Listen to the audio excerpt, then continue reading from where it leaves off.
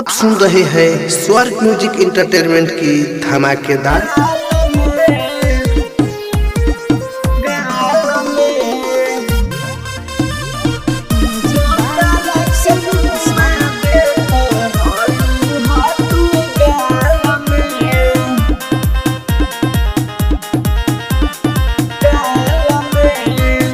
टूट गइल बाटे दिलवा हमरो नया साल में।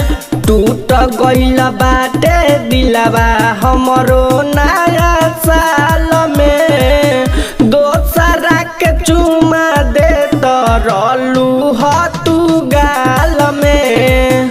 दोसरा के चुमा दे तो रलू ह तू गाल में। कमलेश राज रिकॉर्डिंग स्टूडियो कैथोलिया चौक।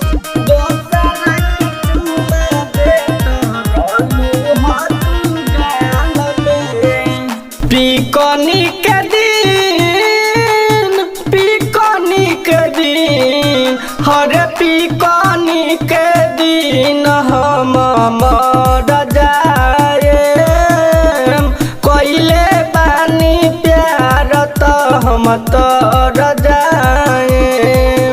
हर पिकनी के दिन हम मर जाए।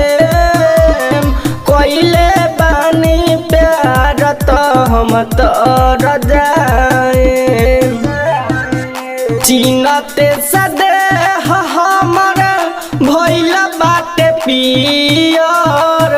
दोसरा से कहतारू हैप्पी न्यू ईयर।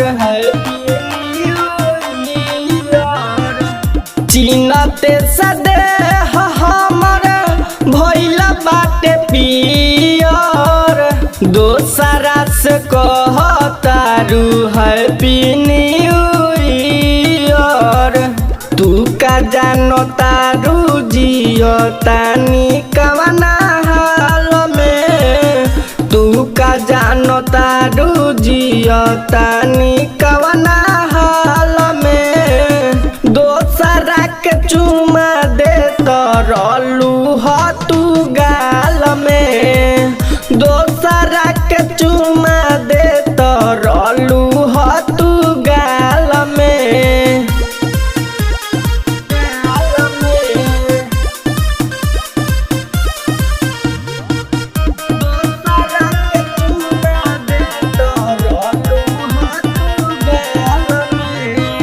पिकनी के दिन हर पिकनी के दिन हम मर जाए। कइले बानी प्यार तो हम तर जाए।